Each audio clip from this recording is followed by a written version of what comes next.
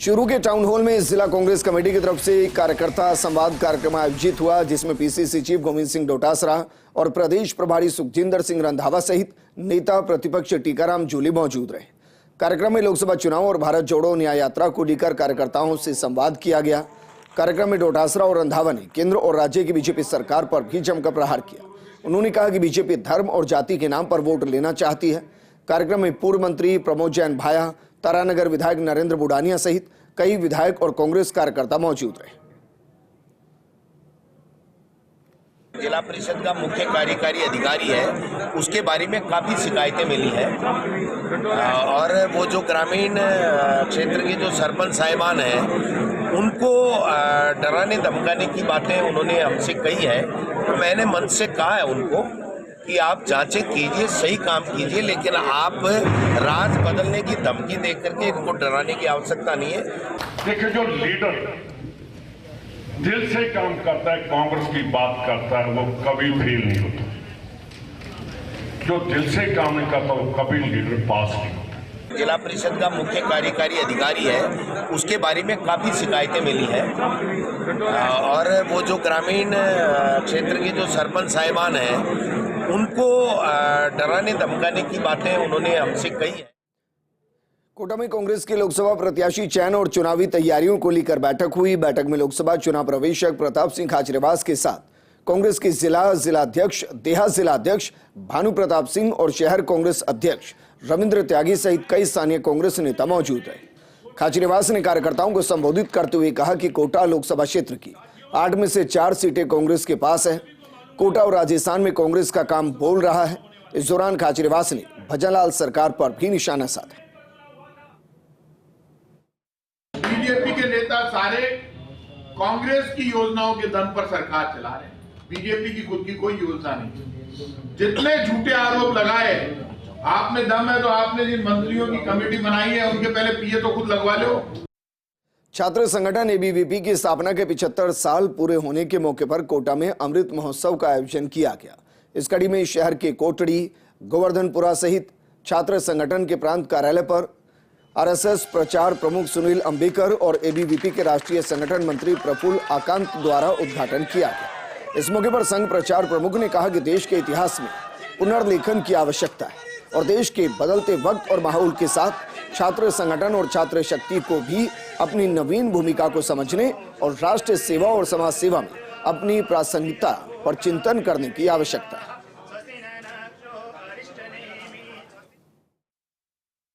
हर्ष का विषय है कि देश का सबसे बड़ा छात्र संगठन जो लगातार अपने प्रारंभ से अपना विद्यार्थियों को में देशभक्ति का भाव, एक अच्छे शुद्ध चरित्र का भाव जगाने का कार्य कर रहा है और ये अपने आप में अच्छा शुभ संकेत है कि ऐसा संगठन देशव्यापी हुआ है और देश में विद्यार्थियों में बहुत लोकप्रिय बना है।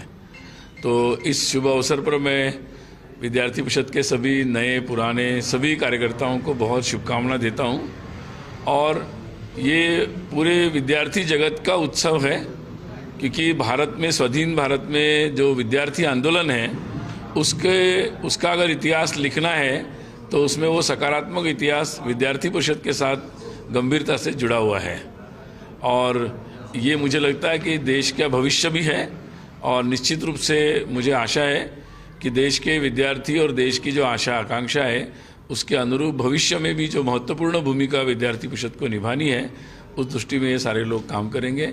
इस अवसर पर बहुत बहुत शुभकामनाएं। वन एवं पर्यावरण मंत्री संजय शर्मा ने आज भीड़ मुहाना फॉरेस्ट में जयपुर बर्ड फेस्टिवल का शुभारंभ किया। इस दौरान विधायक डॉक्टर कैलाश वर्मा और वन विभाग के अधिकारी मौजूद रहे।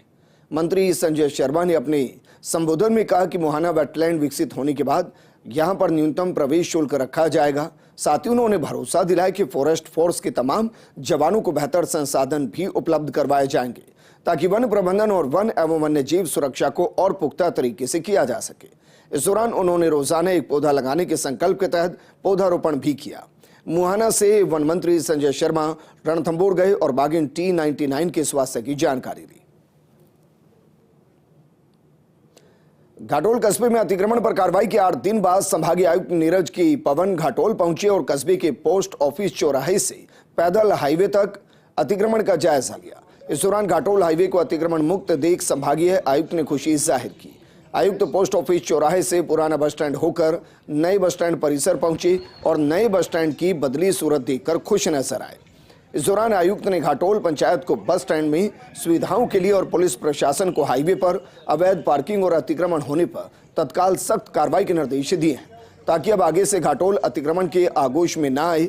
इस दौरान घाटोल उपखंड अधिकारी विनोद मल्होत्रा, तहसीलदार बाबूलाल मीणा, विकास अधिकारी जितेंद्र सिंह चुंडावत, घाटोल थाना अधिकारी राजवीर चौधरी मौजूद रहे। इन दिनों ग्रेटर कमिश्नर रुक्मणी रियाड़ लगातार निगम की व्यवस्थाओं को लेकर औचक निरीक्षण कर रही हैं। आज ग्रेटर निगम आयुक्त रुक्मणी रियाड़ सुबह निगम मुख्यालय पहुंची, जहां पर उन्होंने सभी शाखाओं का निरीक्षण किया। इस दौरान कई कर्मचारी और अधिकारी समय पर नहीं मिले, जिसके बाद कमिश्नर ने सभी की सुबह 9:30 बजे तक ऑफिस अनिवार्य रूप से पहुंचने के निर्देश दिए। यही नहीं, कमिश्नर ने शाखाओं के अंदर रखे रिकॉर्ड्स को रिकॉर्ड शाखा में पहुंचाने के निर्देश के साथ अनुपयोगी सामान को हटाने के निर्देश दिए।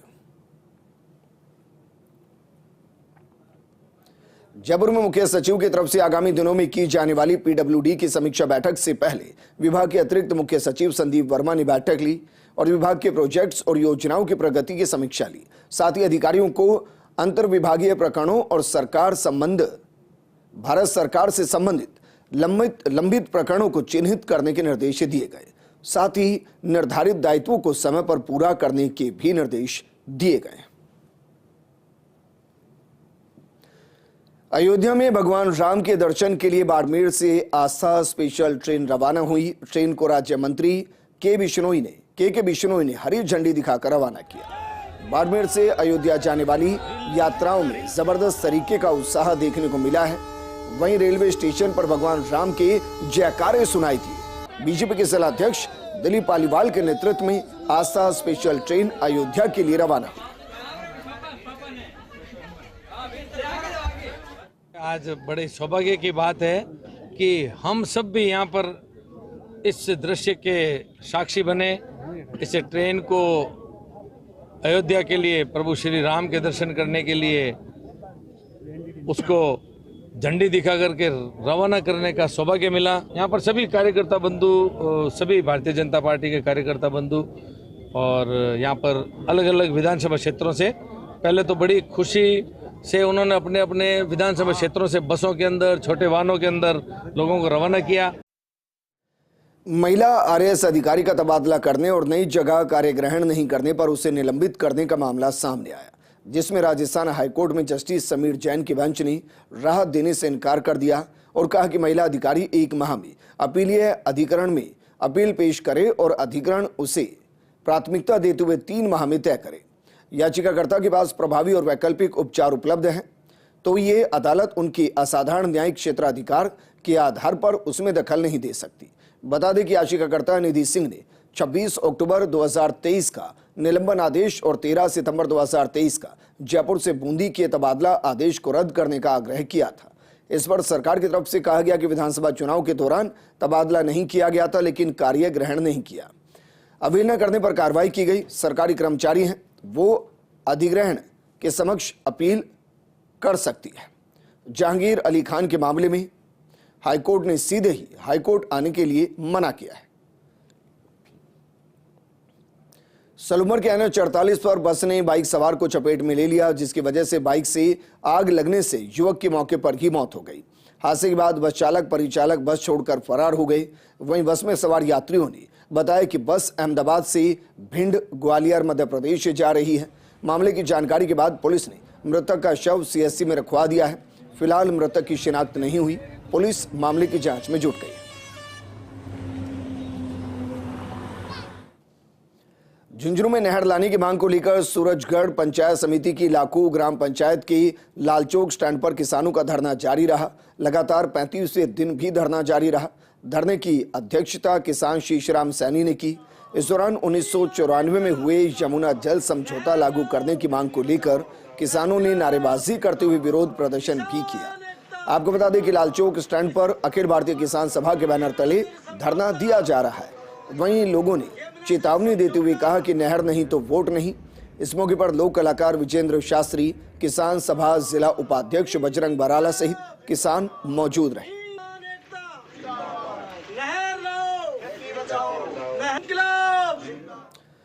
राजस्थान विश्वविद्यालय में एबीवीपी के छात्रों ने प्रोफेसर ओम मेहला को डीन के पद से हटाने की मांग को लेकर कुलपति के चैम्बर में विरोध प्रदर्शन किया।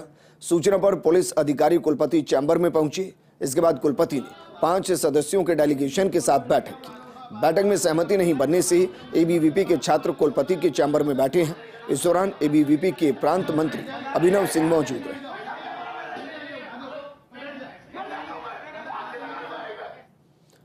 जयपुर में डॉक्टर्स के सबसे बड़ी खेल महोत्सव निविक टिबलिंटन का 9वां संस्करण एसएमएस इंटरनेशनल स्टेडियम में खेला गया। किड्स बैडमिंटन टीम इवेंट का फाइनल पीयूष हॉस्पिटल और यूरो फर्स्ट हॉस्पिटल के बीच खेला गया। इसमें डॉक्टर उषा के नेतृत्व में पीयूष हॉस्पिटल ने डॉक्टर संजय मित्तल के यूरो फर्स्ट पर विजय प्राप्त की। वहीं ओपन मुकाबले में 10 साल से कम आयु वर्ग में बुराहुद्दीन विजेता रहे।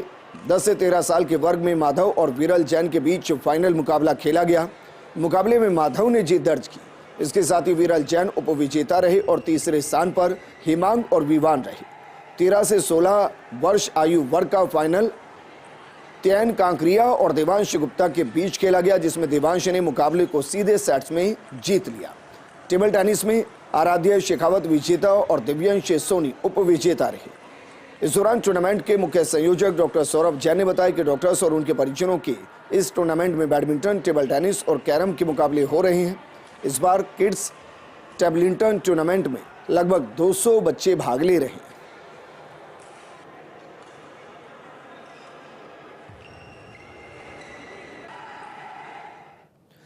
रिंगस में बंदूक के दम पर 1,31,000 रुपए की लूट की वारदात को अंजाम दिया गया। नकदी के साथ कैमरों की डीवीआर भी लुटेरे लेकर चले गए। नकापोश 2 युवकों ने लूट की वारदात को अंजाम दिया है। पुलिस थाने से महज 500 मीटर की दूरी पर लूट की वारदात घटी है। भारत फाइनेंशियल इंक्लूजन लिमिटेड पर हुई लूट की वारदात। रिंगस डीएसपी महावीर सिंह मीणा पहुंचे घटनास्थल पर। पीड़ितों से घटना के बारे में जानकारी ली गई। सर मैं अंदर थे उसके बाद 2 पिस्टल लेके आदमी आए, मतलब लड़की सी उम्र थी उनकी। और तभी सबसे पहले मैं लौट रहा था अंदर हॉल में, तो मेरे पिस्टल लगा दी उसने और वीएम रूम के अंदर लेके चले गए। हम जो branch manager credit manager closing करके SFI में पैसा रख रहे थे, उस दौरान वो बोला पूरा पैसा निकालो, इसमें SFI कहाँ है तुम्हारी, और ये पैसा लेके पूरा हमें तो नीचे बैठा दिया गया। उसके बाद जो CCTV कैमरा है उसको तोड़ के DVR ले गए और हमें लॉक करके चले गए।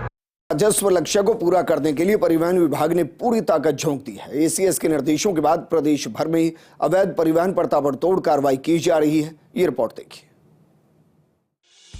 परिवहन विभाग को इस बार भारी भरकम 7,700 करोड़ का राजस्व लक्ष्य मिला है, लेकिन फरवरी शुरू होने के बाद भी विभाग को अभी तक लक्ष्य के मुकाबले 65% राजस्व ही मिल पाया है। ऐसे में परिवहन विभाग के अधिकारियों ने लक्ष्य तक पहुंचने के लिए पूरी ताकत लगा दी है।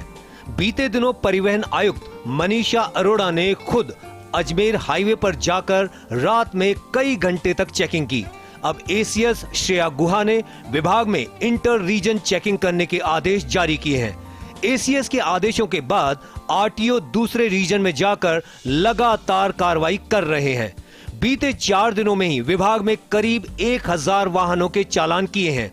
वहीं बकाया टैक्स को वसूलने के लिए भी RTO और DTO प्रोएक्टिव होकर काम कर रहे हैं। वित्तीय वर्ष के आखिरी 2 महीने बचने के कारण विभागीय अधिकारियों की कोशिश है कि अधिक से अधिक राजस्व हासिल किया जाए। अधिकारियों को सक्रिय रखने के लिए ACS और परिवहन आयुक्त महीने में 2 बार VC से रिव्यू बैठक भी कर रहे हैं। परिवहन विभाग के राजस्व लक्ष्य को पूरा करने में विभाग के ही कुछ RTO और DTO का खराब प्रदर्शन आड़े आ रहा है। अभी भी कई RTO और DTO ऐसे हैं जो रेवेन्यू रैंकिंग में काफी निचले पायदान पर हैं। RTO की बात की जाए तो जोधपुर, बीकानेर, अलवर का प्रदर्शन चिंताजनक है। वहीं DTO में सुमेरपुर, सादुलपुर और रामगंज मंडी का भी बहुत बुरा हाल है। अच्छी संभावना वाले डीटीओ भीनमाल और जालौर भी रैंकिंग में बहुत पिछड़े हुए हैं। परिवहन मुख्यालय रैंकिंग में पीछे चल रहे अधिकारियों पर कार्रवाई की तैयारी भी कर रहा है। विभाग ने सभी आरटीओ रीजन में मुख्यालय के अधिकारियों को प्रभावी लगाया है, जो लगातार फील्ड में दौरे कर रहे हैं। जल्द ही डिप्टी सीएम प्रेमचंद बैरवा भी विभाग की राजस्व स्थिति की समीक्षा करने वाले हैं। मुख्यालय के अधिकारियों का मानना है कि मार्च के महीने तक विभाग राजस्व लक्ष्य को हासिल कर लेगा। बहरहाल राजस्व लक्ष्य के लिए तो परिवहन विभाग पूरी तरह से सक्रिय नजर आ रहा है, लेकिन राजस्व की आपाधापी में विभाग का महत्वपूर्ण काम सड़क सुरक्षा पीछे छूट गया है। सड़क सुरक्षा माह चलने के बाद भी इस ओर विभाग का खास ध्यान नहीं है। शिवेंद्र सिंह परमार की रिपोर्ट। राष्ट्रपति द्रौपदी मुर्मू का 14 फरवरी को डूंगरपुर जिले का दौरा प्रस्तावित है। राष्ट्रपति मुर्मू डूंगरपुर जिले के बैनेश्वर में राजीविका की तरफ से लखपति दीदी सम्मेलन में भाग लेंगे। उधर राष्ट्रपति के दौरे को लेकर संभागीय आयुक्त नीरज के भवन ने डूंगरपुर और बांसवाड़ा कलेक्टर के साथ दौरे की तैयारियों का जायजा लिया और दोनों जिलों के अधिकारियों की संयुक्त बैठक ली। दिल्ली पुलिस के पूर्व कमिश्नर नीरज कुमार ने बड़ा खुलासा किया है। उन्होंने बताया कि 2013 में दाऊद इब्राहिम का नाम आईपीएल स्पॉट फिक्सिंग में सामने आया था। नीरज कुमार ने बताया कि आईपीएल में बैटिंग एक सामान्य सी बात हो गई है और यह सब बहुत ही ऑर्गेनाइज तरीके से होता है। इसे हमने अपने इन्वेस्टिगेशन के दौरान प्रूव भी किया। हमने जब इस पर जांच करना शुरू किया तो पता चला कि दाऊद इब्राहिम दुबई में बैठकर सारी डील कर रहा था। जहां सबसे ज्यादा सट्टेबाजी के मामले सामने आए वो राजस्थान था। उन्होंने बताया कि इसकी शुरुआत कोटा में राजवाड़ा प्रीमियर लीग से हुई थी, जो कि राजस्थान क्रिकेट एसोसिएशन का पार्ट था, या यूं कहें कि इन सबके पीछे राजस्थान क्रिकेट एसोसिएशन था। उस वक्त मैं बीसीसीआई के करप्शन यूनिट को लीड कर रहा था। हमने लोकल पुलिस की मदद से प्राइवेट लीग को रुकवाया, साथ ही उसके पीछे जो भी प्राइम मूवर्स थे उन सबको अरेस्ट करने का काम किया। उसे वक्त हमने 21 लोगों को गिरफ्तार किया। उस ऑपरेशन का रिजल्ट यह हुआ कि बहुत सारे लोग देश छोड़कर बाहर निकल गए।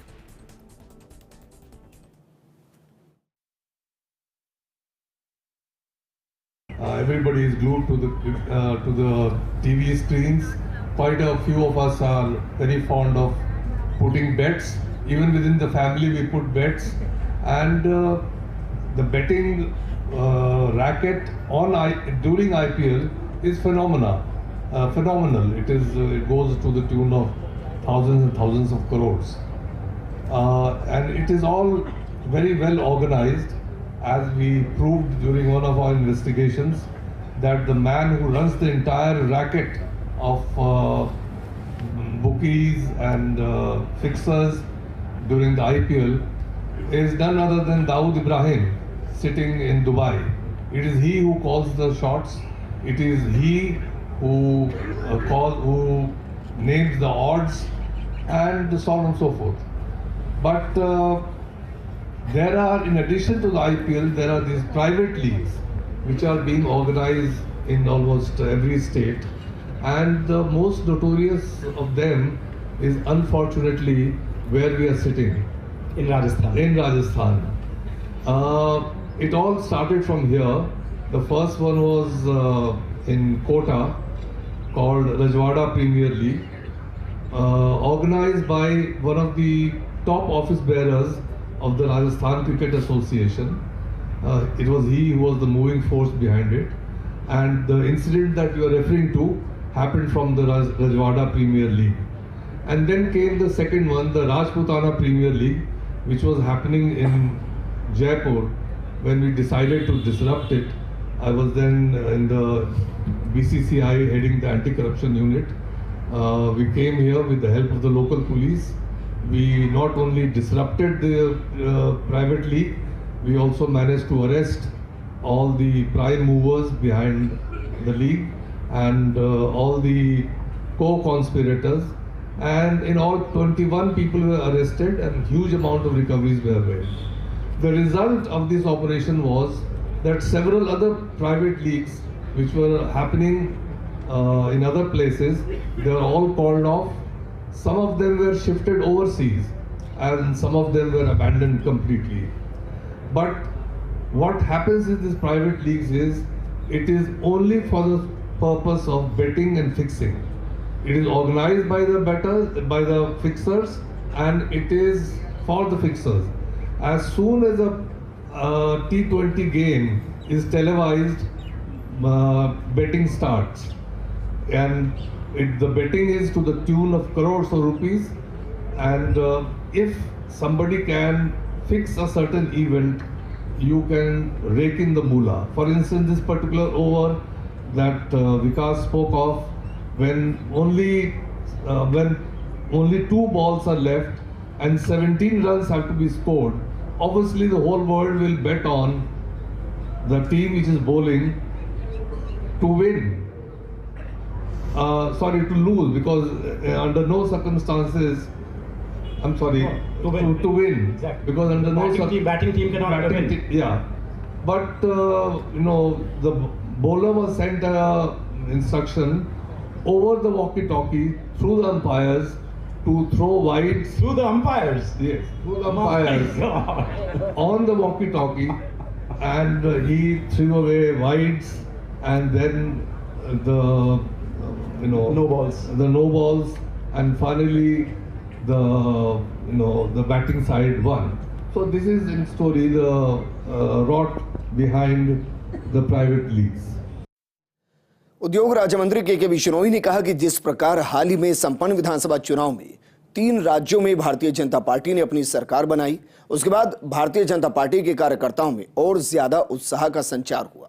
10 सालों में प्रधानमंत्री नरेंद्र मोदी के नेतृत्व में विकसित भारत की तरफ बढ़ते हुए जिस तरह से देश की तस्वीर बदली है, उससे देश की छवि दुनिया में बेहतर बनी है। 2023 के बाद में लक्ष्य 2024 है। लोकसभा चुनाव को लेकर के पूरे राजस्थान के अंदर भारतीय जनता पार्टी नेताओं और कार्यकर्ताओं में गजब का उत्साह है। जिस तरीके से मुख्यमंत्री भजनलाल शर्मा से लेकर के तमाम जो वरिष्ठ नेता हैं इसी कोशिश में है कि 25 के 25 कमर खिला करके दिल्ली भेजने हैं। राजस्थान सरकार के जो उद्योग राज्य मंत्री के बिश्नोई हमारे साथ, उनसे जरा बात करते हैं। सर, अगर समाज की बात करें, जाति की बात करें, छत्तीस कौम की बात करें, अब सब कुछ बदल चुका है, क्या लगता है एक बार फिर से 25 के 25 कमर खिला करके दिल्ली भेजेंगे? देखिए, अभी हिंदुस्तान जिस तरीके से मोदी जी के नेतृत्व में विकास की एक राह पकड़ चुका है, विकसित भारत होने की दिशा में भारत चल रहा है, और भारतीय नहीं विदेशों के अंदर भी आज जो भारत का गौरव बढ़ा है, आने वाले समय में विदेश में बैठे लोग भी अब तो ये समझ चुके हैं कि मोदी जी तीसरी बार प्रधानमंत्री बनने जा रहे हैं। और राजस्थान की जनता को तो जब हम आज से 2 महीने पहले विधानसभा के चुनाव चल रहे थे, उस समय भी जब बैठकों के अंदर लोगों को पूछा जाता, मीटिंगों में पूछा जाता, तब लोग कहते हैं कि मोदी जी को तो हम वोट दे ही रहे हैं। हम उनसे पूछते भी थे, तो फिर हमको बारी बारी से क्यों बदल देते हो?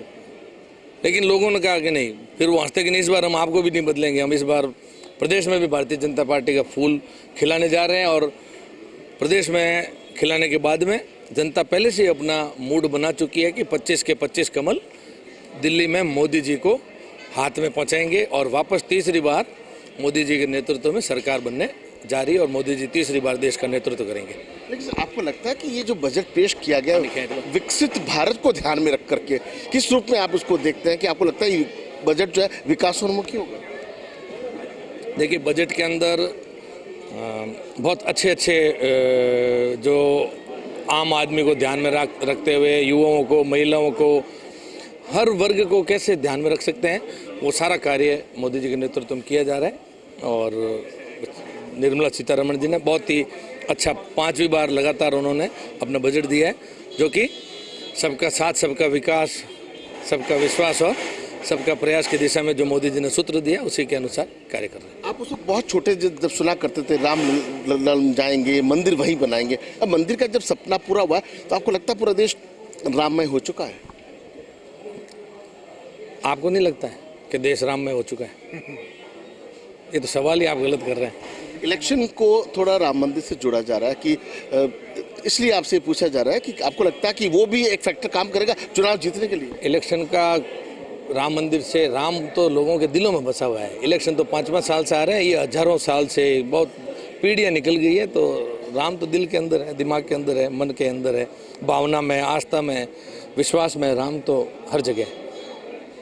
लेकिन हमने आपको देखा है लू के थप्पड़ों के बीच में, कड़ाके की ठंड के बीच में, गांव में, ढाणी में संगठन के बड़े पदाधिकारियों के साथ में जमीनी स्तर पर कार्य करते हुए आपको एहसास हो रहा है कि कहते हैं कि अब की बार 400 पार, आपको लगता है 400 पार आंकड़ा हो सकता है 400 पार ही होने जा रहा है। और धूप सर्दी, भारतीय जनता पार्टी का कार्यकर्ता कभी भी कोई परिस्थिति नहीं देखता है। आप तो धूप और सर्दी और ठंड और कड़ाके की पूछ रहे हैं।